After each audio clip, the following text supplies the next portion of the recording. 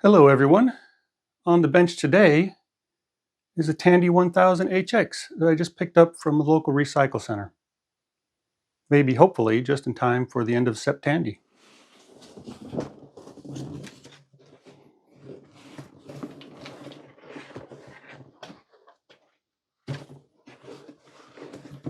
It is pretty dirty and definitely needs some cleaning, but it looks to be in pretty good condition. Power switch on the left. Volume control, headphones, and joystick connectors on the right. On the back, it looks like a CGA video, composite, external drive, and printer. Looks like the cable that was included is too wide for the drive, so it's printer cable. And before I try to turn it on and see if it works, I'm going to open it up, give it a visual inspection, make sure there's nothing obviously wrong in the power supply or anyplace else.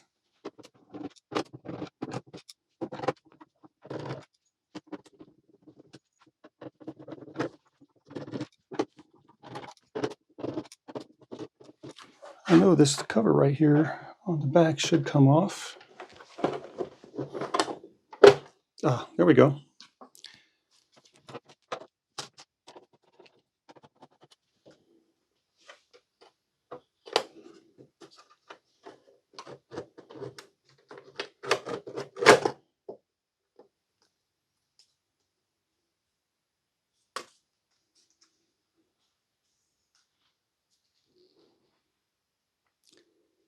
Tandy 1000HX memory expansion board.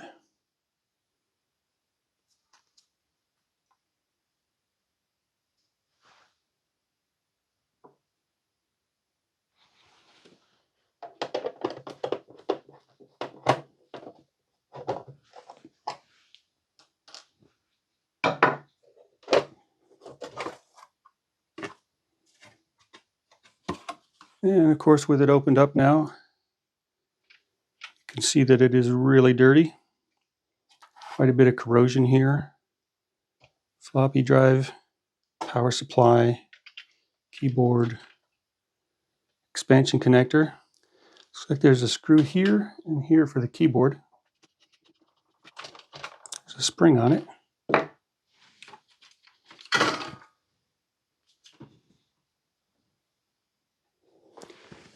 Not sure why that spring's over there. Shielding. Have to remove that ribbon cable very carefully. Okay, I think I figured this out. There's a spring clip on either side. I think squeeze them together and pull up. That loosens the ribbon. Same thing here. Squeeze, pull up.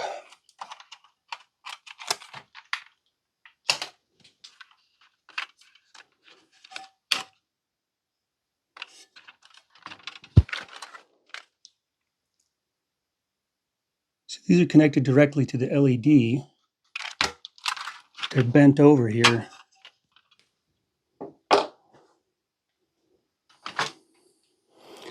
And of course, I should have simply pulled this connector up. I need to clean that keyboard, of course, but I also want to take this metal shield off. Try and clean up some of that corrosion. Screws here, spring and a metal plate. Taking a close look at the power supply. I don't see any reefer caps. AC input here. Bridge rectifier. Power switch, transformer. Caps are not swollen. Fuse appears to be intact. Some dust on the fan.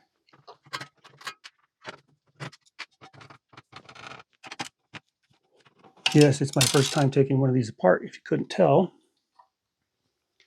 Can't get to that screw until I take the floppy drive out. Tall posts back here. Disconnect the floppy drive cable here. Just a ribbon cable. There's a screw on the bottom and two on the sides holding that in there. This thing really should be coming out one way or another, but that corrosion might be causing it to hang up.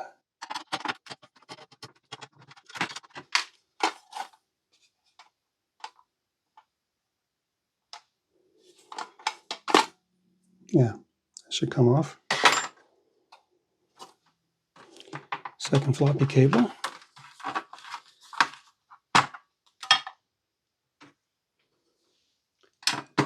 Another screw here. Another one here.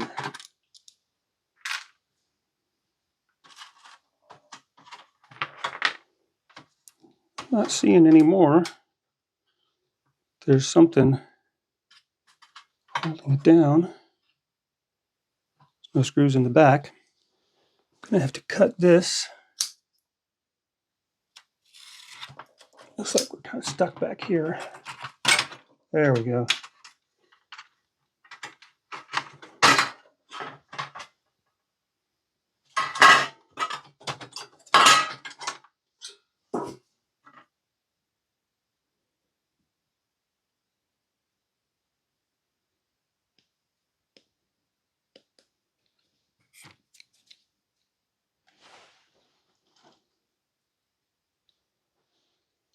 There's a Zilog chip over here, 8088. This is a Tandy copyright, so I think that's probably the ROM. Visually, it looks okay. To pop the volume knob off the bottom here, I want to take the board out. It just snaps in right there. Yeah, the CGA connector is bound to that foil, which I thought would be taken out at the same time. Nut driver to take out those, and the board comes out.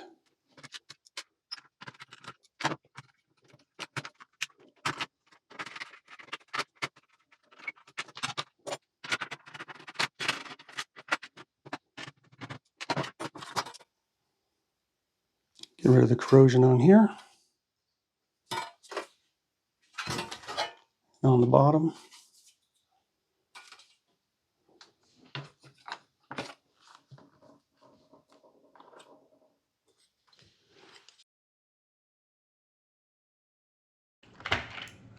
Take a picture of the keyboard first, of course, so you know where to put the keys back.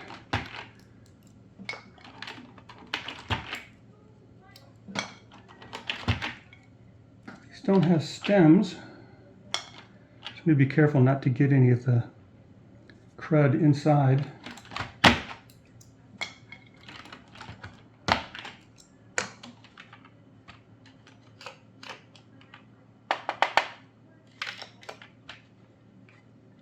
This is some kind of a felt covering.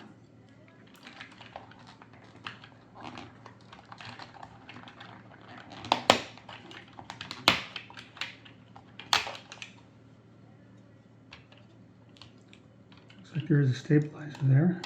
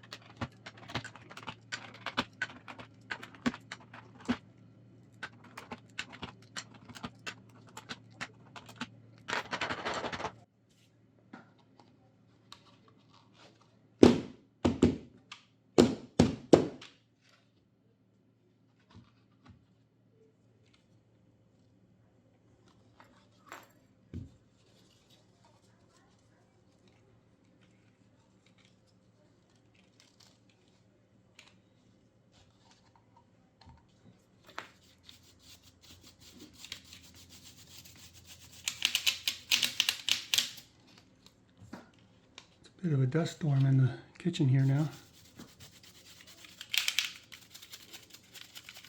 Holding it upside down so I don't get anything inside there. But even that brush is not taking it off. Try a dry toothbrush.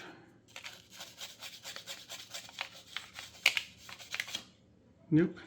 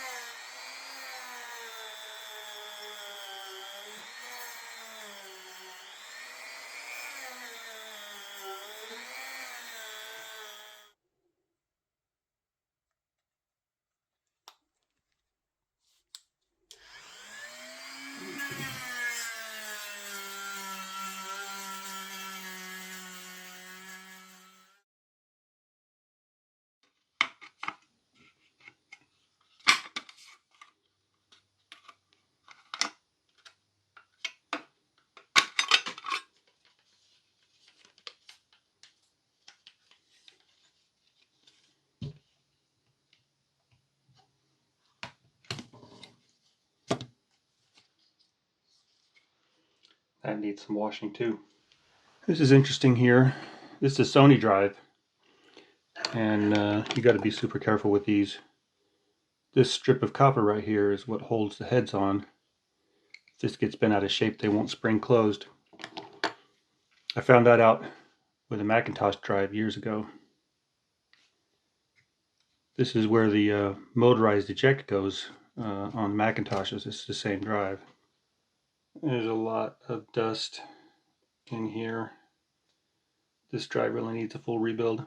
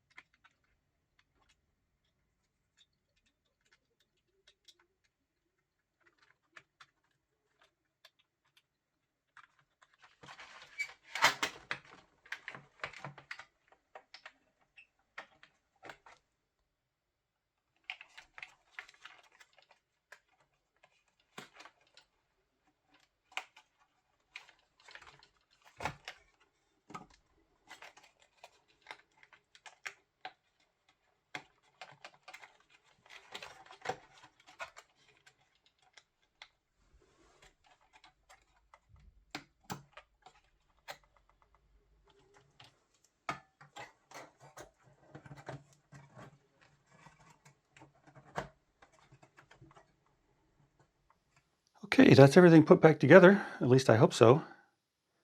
So here goes the smoke test.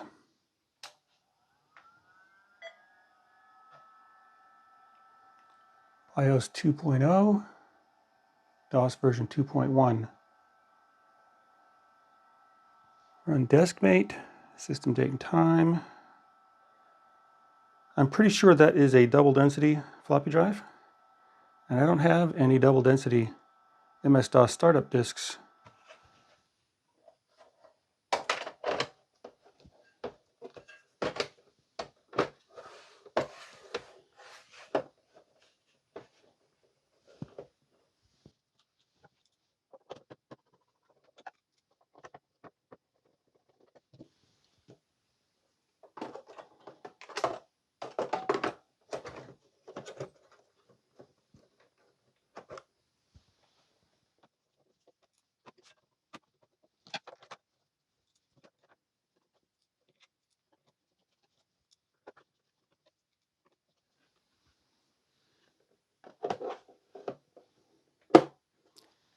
These were in the box.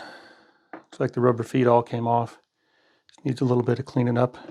Just didn't come off when I washed it in the sink. Well, now that it's cleaned up, it certainly looks a whole lot better. I tested it a minute ago with the composite video, but that didn't look very good. So this time I'm actually going to try using CGA. I have a regular CGA video cable connected to this RGB to HDMI.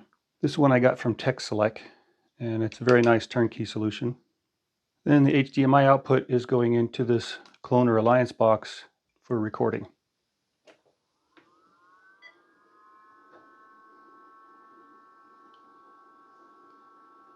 That looks like the timing's off just a bit. Let's see. Sampling menu. Phase. There we go. That's perfect.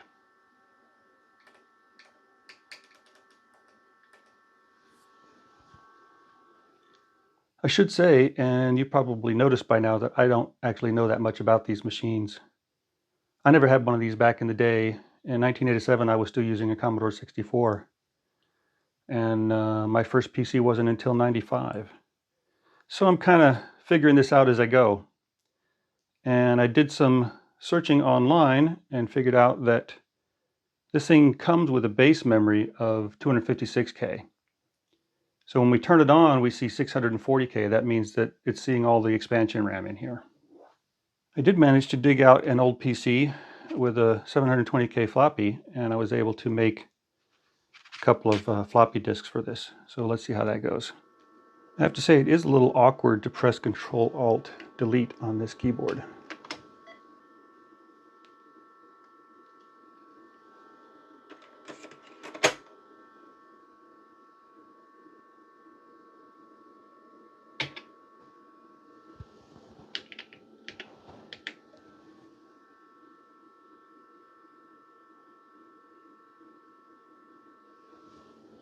Setup HX is a configuration tool to set the BIOS options, I guess, as it were. There's no battery backed up clock in here, and the options here are stored in EEPROM. So we can change the mode to monochrome or television.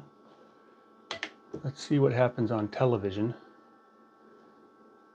F1 to update EEPROM,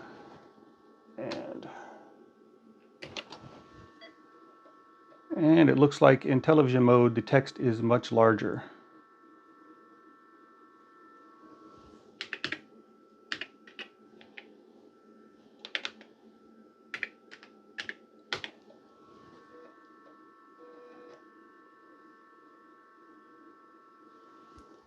Let's change that back to color. A couple of other options we have here is prompt for date and time, memory diagnostics on startup. Let's actually try that at least once and test that expansion RAM.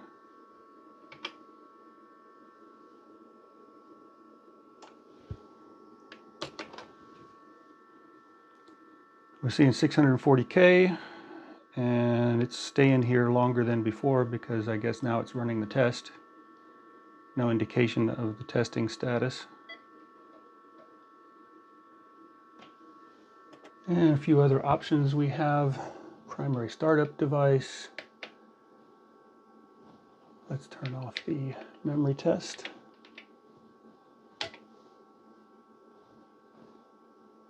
And we have a few other options. Initial startup program, speed, buffers. I guess even when it's booting off of the ROM, it can check for config sys and auto-execute that on the disk drive. Country settings, that's about it. So we'll try the deskmate program now. Let's view programs on drive A.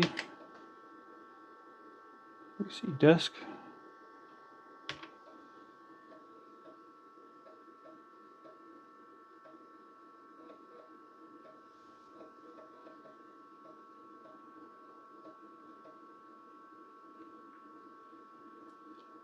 Okay, I didn't set the date and time, so it thinks it's January 1980. Tab. Music. Ah, Bach.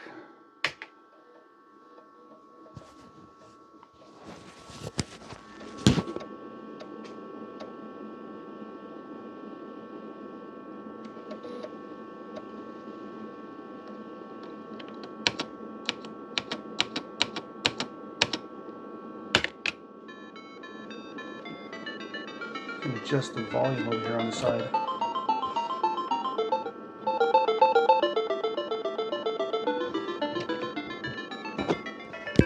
Oh, I really need to put those rubber feet back on there.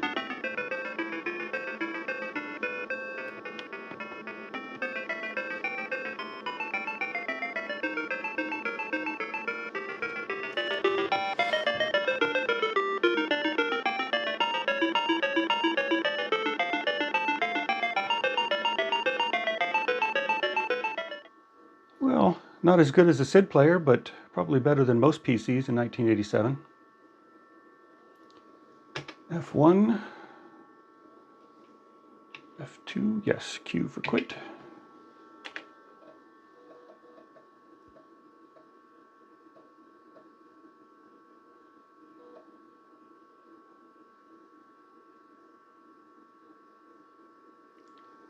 Do we have a word processor?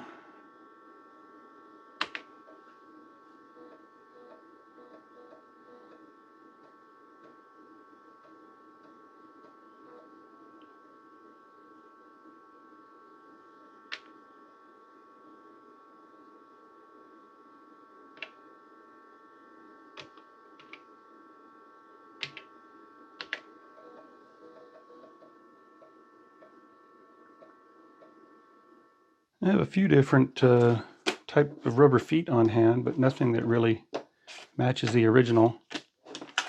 It'll take a few minutes and some alcohol to get the residue off.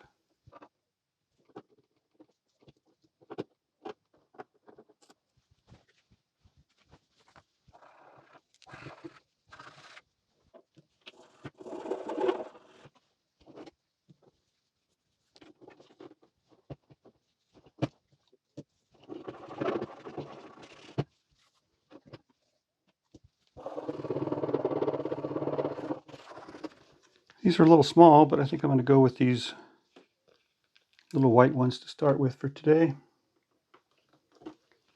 Just to lift it up off the tabletop so we can hear the speaker.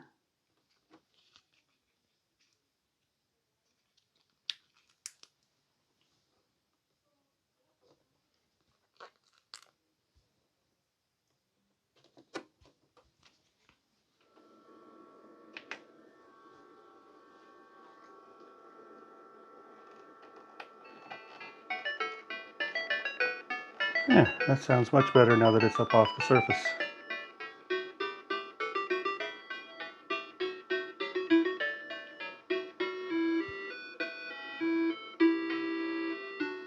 Well, I guess that's about it. I took it apart, put it back together. Seems to be working perfectly. I'll leave some links below to some more information about the Tandy 1000. Thanks for watching.